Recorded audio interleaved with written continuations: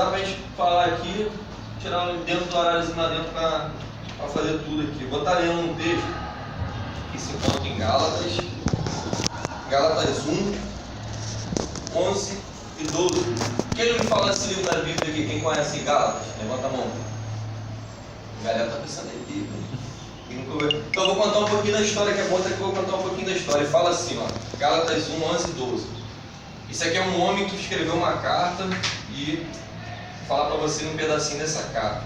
Mais fácil vos saber, irmãos, que o evangelho que por mim foi anunciado não é segundo os homens, porque não o recebi nem aprendi de homem algum, mas pela revelação de Jesus. Aqui ele fala que ele não recebeu o evangelho que a gente está falando aqui hoje, mas a revelação do homem, mas do próprio Jesus. Eu vou falar de um homem chamado Saulo. Quem ouviu falar desse homem chamado Saulo? Alguém ouviu? E depois o nome dele passou a ser chamado Paulo de Tarso. Quem ouviu falar desse nome aí? A grande maioria não, né? Saulo foi um homem muito importante na construção da Bíblia, dos textos bíblicos ali. Ele foi um homem que escrevia cartas. E essas cartas, muitas delas, Gálatas, Filipenses, Tessalonicenses, só não estranho para você. Elas se juntaram, foram se juntando e formaram algum livro do Novo Testamento. Como eu já falei há 2 semanas atrás para vocês, da Bíblia é Velho Testamento, antes da vinda de Jesus, e Novo Testamento que é... Oi? Depois da vinda dele. Depois da vinda de Jesus, Novo Testamento. Aí, quando Jesus veio, alguns anos depois, quando Jesus veio e morreu, alguns homens ficaram pregando o Evangelho, que alguns anos depois continua assim, alguns homens pregando o Evangelho. E surge na história esse homem chamado Saulo. Só que Saulo, ele não tinha aceitado a salvação de Jesus. E o Evangelho de Jesus começou a crescer, crescer de tal forma que nas sinagogas começaram a ser pregado. O que é as sinagogas? Como fossem nossas igrejas dentro de hoje. Começaram a pregar nas sinagogas sobre Jesus Cristo. Coisas que você escuta no dia de hoje, a mesma coisa. Então, Jesus Cristo tinha vindo, tinha morrido e pregavam o quê? Que Jesus veio para nos salvar, para perdoar nossos pecados, que sem Ele a gente não consegue ser salvo, chegar até Deus. Coisas que a gente escuta no dia de hoje. Aí muitos falaram já para mim, muita gente falou para mim assim, tio Davis, ou até adulto, mais velho que eu sou bom, eu só faço coisa boa, eu vou para o céu. A salvação não é por merecimento. Não tem coisa boa que você faça.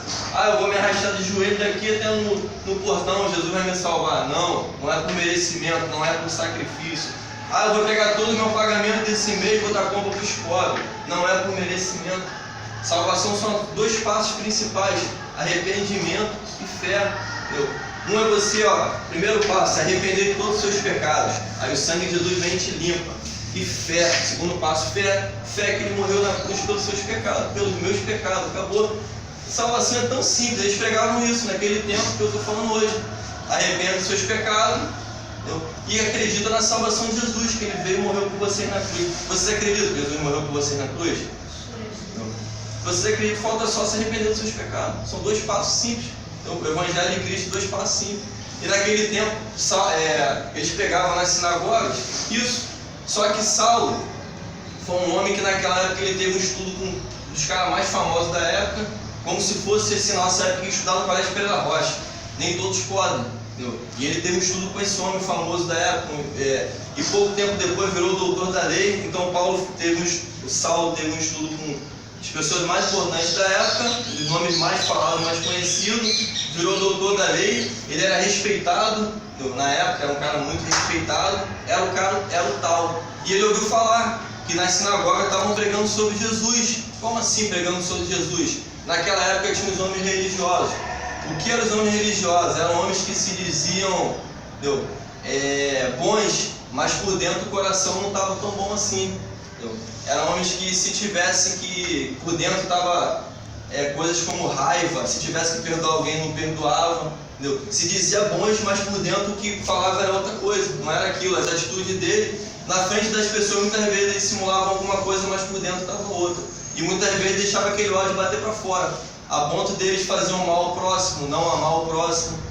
E ele ouviu dizer que o nome de Jesus estava sendo propagado, mas o que valia naquela época era a religião deles, era o poder deles, era o que eles mandavam, era o que eles queriam. Eles começaram a se sentir incomodados. Como assim, se tal Jesus está sendo anunciado, acabou com o que a gente fala vai ficar abaixo do que eles falam. E a gente vai ser ofuscado. E Saulo vai e perde aos governantes autorização para ir de sinagoga em sinagoga, pegando quem estivesse falando o nome de Jesus, levando preso, se possível fosse, até exterminando. Conta até na Bíblia que um homem que falava sobre Jesus foi morto num lugar público. E Saulo estava ali, assistiu tudo. Entendeu? Então era um homem que maltratava os cristãos naquela época, as pessoas que falavam sobre Jesus, que é o que eu estou falando aqui hoje. Entendeu? Era a mesma coisa. Se falasse sobre Jesus, a gente pegava, levava preso ou ripava para dentro, ou maltratava. E ele recebe essa autorização para ir de encontro com os crentes e levar preso. Só que no caminho ele estava indo para um lugar chamado Damasco. Quando Saulo está indo nesse caminho para um lugar chamado Damasco, acredito que lá ele achou que seria um lugar que ia se divulgar mais o nome de Jesus, ele falou, vou logo nesse lugar. Ele andou muito para chegar nesse lugar, e quando ele estava quase chegando nesse lugar chamado Damasco, ele andou bastante. Ele poderia ter começado lá atrás, mas ele queria esse lugar. A Bíblia fala que teve um clarão, uma luz muito forte no rosto dele, a ponto dele cair no chão e se prostrar. E ele não conseguiu mais olhar. E os homens que estavam acompanhando, ele ganhou essa autorização para perseguir os crentes, e ainda levou a galera com ele para poder ajudar. E ele tinha poder, ele tinha autoridade, ele tinha respeito. E ele se prostra no chão e fica sem poder enxergar, ele fica cego. Ele pergunta o que é isso. E uma voz vem lá do alto céu e fala assim, Saulo, Saulo, por que me persegue? E os homens que estavam com ele escutam aquilo, mas não conseguem enxergar nada. E Saulo, quem está falando comigo? Porque ele ficou cego. Aí ele falou assim, sou eu, Jesus. Jesus quem tu persegues. E o que dá a entender, quando você entrega a sua vida para Jesus, a partir daquele momento, tudo que acontece com você, acontece com Jesus, porque você pertence a Ele. E toda aquela perseguição que estava fazendo para os cristãos, Jesus estava olhando tudo aquilo que estava acontecendo. A ponto de ele falar, Paulo, Jesus estava aqui na terra e estava sendo perseguido. Jesus já tinha sido morto, crucificado, já tinha ido morar com o Pai.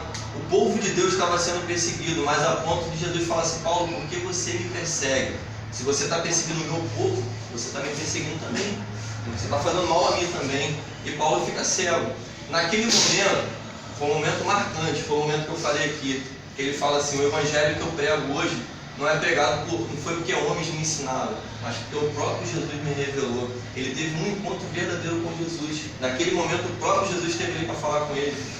E ele teve um encontro. E ali ele conseguiu descobrir que todo o poder que ele tinha, todo o estudo que ele tinha, toda a riqueza que ele tinha homens a seu comando. Tudo aquilo que ele tinha não valia de nada. Porque Jesus, o autor da vida dele, estava ali diante dele. O autor da própria vida dele, o autor da minha vida, Jesus. Sem ele não somos nada. Se vocês estão aqui e eu estou aqui hoje, porque Jesus permitiu, ele nos fez, ele nos permitiu estar aqui. E diante de Jesus, quem era Saulo? Quem sou eu? Nada.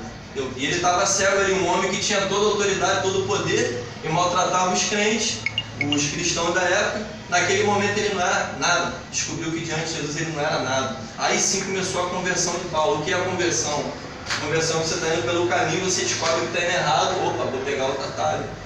E começou a conversão de Paulo ali, a transformação do coração dele. Aquele homem que perseguia os crentes, os cristãos da época, e maltratava a ponto de levar presos e até, se possível, matar, ele descobriu que o Jesus que era pregado era verdadeiro, que realmente Jesus salvava, curava, que Jesus, quando entrava realmente na vida de uma pessoa, ele tirava tudo aquilo de ruim.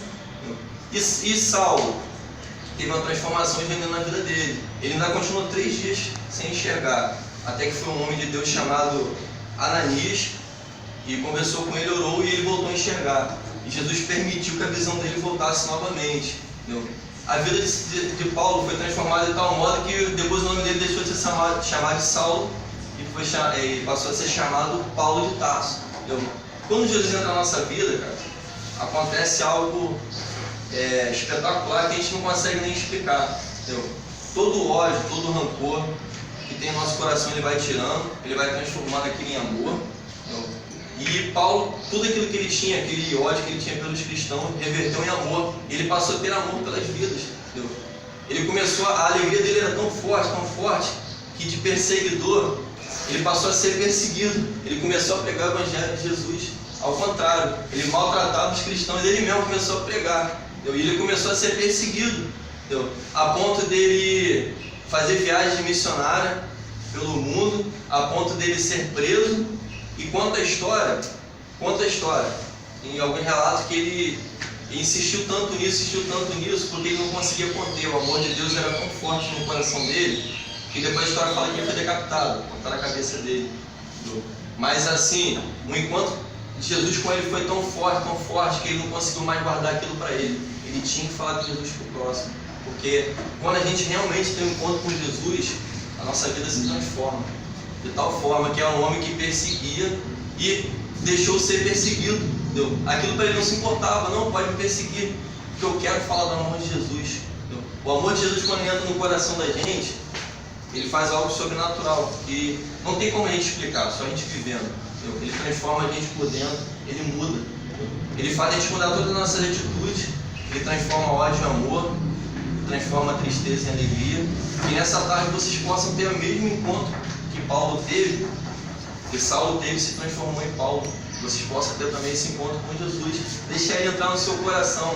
Aí eu posso falar para muitos de vocês aqui: quem quer aceitar Jesus? O cara levanta a mão, vem aqui na frente, aceita.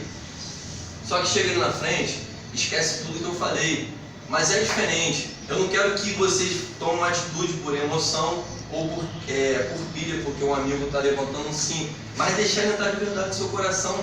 Entendeu? Jesus vai entrar hoje e a segunda-feira ele vai continuar, terça, quarta, quinta, sexta, sábado, e até o domingo que vem, e até o final do mês, até o final do ano, ele vai continuar no meu coração. E foi isso que Paulo fez, deixou entrar de vez. Não é por um segundo, por um momento, por um dia. Que você possa deixar Jesus entrar no seu coração e ter um verdadeiro encontro. Vocês vão ver, entendeu? A mudança na tua vida fantástica, sobrenatural, que a gente não consegue explicar em palavras, só quem vive. Realmente que foi a mudança que Saulo teve, entendeu? A ponto de deixar ser perseguido, a ponto de morrer, diz relato, a ponto de morrer, de deixar a cabeça dele ser cortada, entendeu? Mas o amor dele era tão grande, porque aquilo que ele tinha, aquela alegria de Jesus que ele tinha no coração dele, ele não conseguia conter, ele tinha que passar pelo próximo, porque era tão bom, era tão maravilhoso, que ele teve que passar para o mundo. Assim, desde o tempo que ele viveu aqui na terra, ele tinha que passar aquele amor pelo próximo, porque era tão bom, é tão gostoso a presença de Jesus dentro da gente, que a gente não consegue conter, a gente tem que falar disso para o próximo. Que vocês possam deixar isso no coração de vocês também, a presença de Jesus, mas não por um momento aqui, mas viver isso diariamente. Eu deixar essa alegria viver dentro de vocês diariamente. Amém? Chega eu. Pedir para o Hugo orar por vocês. Eu? Cheguei. Entendeu? Chegou, Augusto. Pedir para vocês fecharem os olhos. Tá? Vida com Jesus é uma vida íntima, não é o que eu estou vendo, ou o que as pessoas estão vendo, não é a aparência. Aqueles homens naquela época viviam de aparência, viviam que demonstrar para as pessoas que eles estavam fazendo, que eles eram bons, mas não era viver de aparência. Vida com Jesus é de dentro para fora. Nessa tarde, você e Jesus possam conversar e você falar para Cristo: realmente, eu quero que você more no meu coração, eu quero ter força para viver essa vida, essa mudança. Muitas coisas eu faço errado, mas eu não quero fazer mais, me dê força, me ajuda. E você tem essa oportunidade essa tarde, de deixar a gente entrar no seu coração, viver, não só esse momento aqui, ter essa alegria esse momento aqui, mas ter constante para a vida toda. O Hugo vai estar orando com você nessa tarde. Santo Deus, eterno Pai, Deus, hoje, muito obrigado, Senhor, por estar aqui, Senhor, nessa tarde, Deus. Pai, creio que foi o dia que o Senhor preparou, Pai, foi o dia que o Senhor separou, Senhor, para cada um de nós. Pai, coloca nas suas mãos, Senhor, primeiramente, Senhor, o projeto, Pai. Deus, em nome de Jesus, Senhor, toque em cada coração que está aqui, Senhor, representando seus familiares, Senhor. Venha, Senhor, se fazer presente na vida dos teus filhos, Pai, se fazer presente nos familiares. Só Tu sabes, Senhor, o que passa, Senhor, na vida deles, na família deles. Deus, em nome de Jesus, vai de encontro, Senhor. Repreenda toda obra do inimigo, Deus. Repreenda tudo que não provém de Ti, Deus. Abençoe os seus lares, Senhor. Os empregos dos seus pais, Deus. Dos seus irmãos, Pai. Deus, em nome de Jesus, toma cada de suas mãos, Senhor. Perdoa os pecados e as falhas, Deus. Pai, que essa semente que foi plantada hoje, Pai, que está vindo plantada um tempo atrás, possa ser regada dia após dia. Pai, entrego cada um em suas mãos, que possam ser cada vez mais conhecer a Ti e querer conhecer. Deus, em nome de Jesus, Pai, não permita que nada aconteça. Pai, vamos continuar aqui, Senhor, agora jogando bola, Senhor. Venha se guardando cada um para que nada de mal venha acontecer. Coloca suas mãos também a vida dos professores, Pai, a vida deles também. Continua abençoando os guardando, Pai, em nome de Jesus, amém.